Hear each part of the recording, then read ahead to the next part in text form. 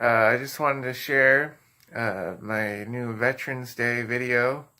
I was able to go to a ceremony at University of Washington, Seattle, and it was actually quite fun. I saw one of my friends who's a ROTC Air Force cadet there.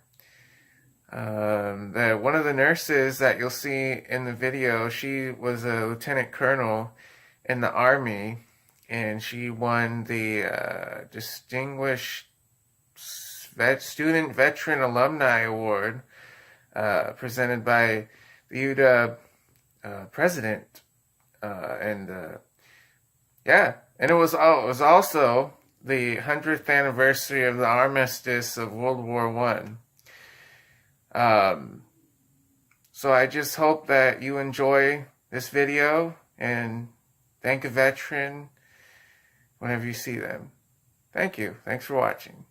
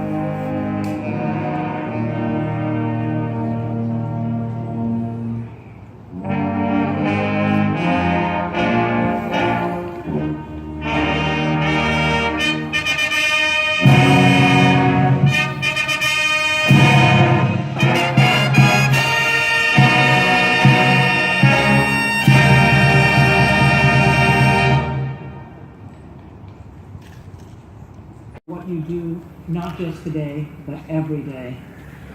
As Dr. Power said, it was exactly 100 years ago that the gun ceased firing and millions of people around the world held their breath, hoping that the First World War would truly be the war to end all wars. Sadly, we know that war and conflict still haunt humanity, and a century later, we continue to mourn lost sons and daughters. We all wish that day 100 years ago had been the last guns fired and the last life sacrificed to war so that all could live in peace and security. But today, in this quiet cathedral of sycamores, planted to honor the fallen in World War I, we are united in our desire to make lasting peace a reality, and we promise to do all we can to welcome returning veterans back to civilian life, to make them feel welcome, and to ease their challenging transition. Together, we can work toward a future that honors those who have given so much. We honor your sacrifice and healing and restoration for those who return, as well as the families of those who fell. To our service members, including veterans, those on active duty, and student cadets, you represent the highest ideals of our nation through your courage, service, and dedication. And especially to our veterans, you have served our country with honor and dignity.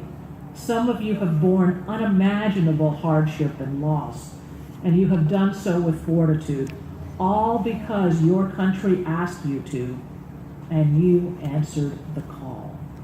We owe you a debt, and while it can't be repaid, today is about acknowledging that debt and pledging that every day we will honor our duty to you as you honored your duty to our nation.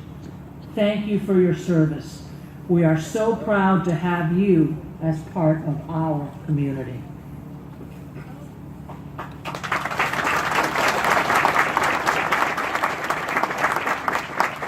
now my great honor to present the Distinguished Alumni Veteran Award, which honors a UW alumna and veteran who has made a positive impact on our world. This award honors alumni who have gone above and beyond the call of duty, reflecting their outstanding commitment to public service. We are deeply proud to recognize these extraordinary men and women. This year's Distinguished Alumna Veteran Award honors retired Lieutenant Colonel Miss Patty Taylor, who served as an Army medic and in the Army Nurse Corps from the Vietnam War era all the way through Operation Desert Shield and Operation Desert Storm. While stationed at what was then Fort Lewis, Taylor earned her bachelor's degree in nursing from UW-Tacoma and then a master's of nursing here at the Seattle campus. After nearly 4 decades in the Army, she retired from the military at the rank of Lieutenant Colonel. But she did not retire from public service. She went on to serve as a clinical nurse specialist at the liver transplant unit at Ronald Reagan UCLA Medical Center and as lecturer at UCLA School of Nursing. In 2016, she received the Daisy Faculty Award, a national honor given to nursing faculty for excellence in teaching. Though no longer in the Army, Taylor has remained dedicated to healing her fellow service members. As a nurse case manager for Operation Mend, she helped coordinate care for veterans during surgery and recovery, as well as supporting their families through the process. She also initiated a tradition of giving each veteran in the program a handmade quilt of valor, many of which she made herself. Serving veterans continues to be her calling. Thank you for your extraordinary service and to all that you continue to do for our wounded warriors. We are so proud to count you as an alumna, and it is with my great honor that I present you with this medal for our 2018 Distinguished Alumni Veteran.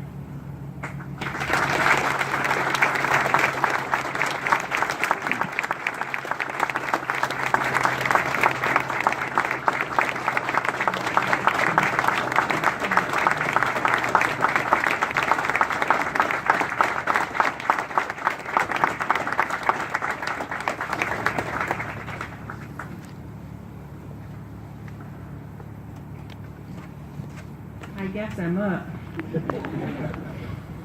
Whew. This has been a journey for sure. Madam President,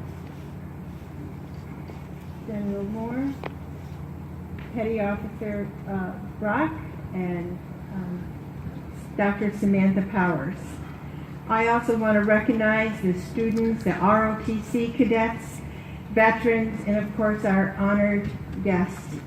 I appreciate you taking your time out today to come.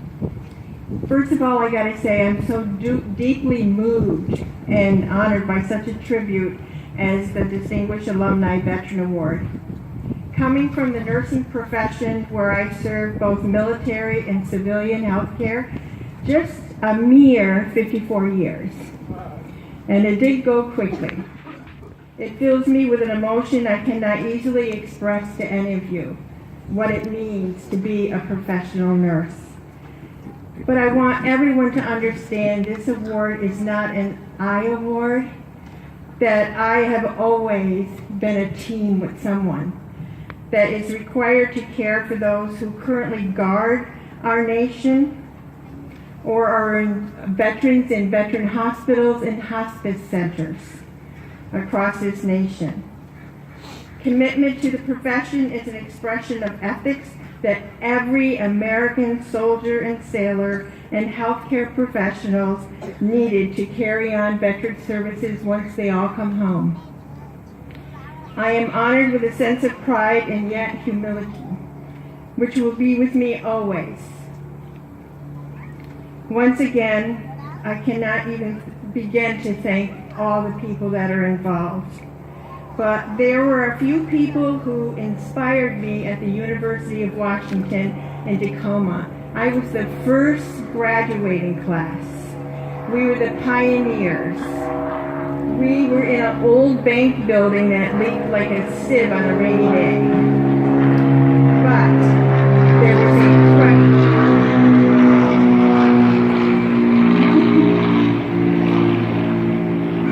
there were incredible instructors there, and one of them I want to honor today for having courage and the vision that this nursing school was going to be successful was Dr. Sharon Gott. Her herself was an Army nurse, and I always want to thank you for choosing me to come to that first class. And a big heartfelt thanks to the Katz Family Foundation for including me in the inception of Operation Men and incorporating a nurse on the team and quilts in the plan. I was so honored and fortunate to be considered as a member and as a lifelong friend to this outstanding organization. Many people asked me this week, how did you decide on nursing? Well, my father was a Navy veteran of World War II and was recalled for the Korean War in early 1950. The Korean War had great influence on me during my life's journey. During my dad's absence, the women in my family and the community quilted blankets, knitted socks, and mittens. This community of women met every single train and gave blankets to the wounded on their way to go to the VA hospital in Albany, New York. Wrapping a wounded soldier in a handmade red, white, and blue quilt symbolizes the community cocoon of care and support that needs to go on. My dad was one of those recipients. First, his health care was weekly. We had weekly visits. And then after that, there was many hospitalizations until the time of his death, in which he died in a VA center. During those visits, I was just a wee lad then, but I learned to make a hospital bed and empty trash, pass out mail, talk to the patients, get drinks, and help the snack cart lady. And I always got a treat. It was during those visits that I observed how veterans cherished those quilts. Yes, it was destiny. I became a nurse in the making. There was no way around it. A military nurse, a nurse practitioner, a nurse researcher, and a nurse educator. But often, in my name, is always brought up, comes the words duty, honor, country, and service. To me, these are beloved, hallowed words, which reverently dictate what one ought to be, what one can be, and what one will be.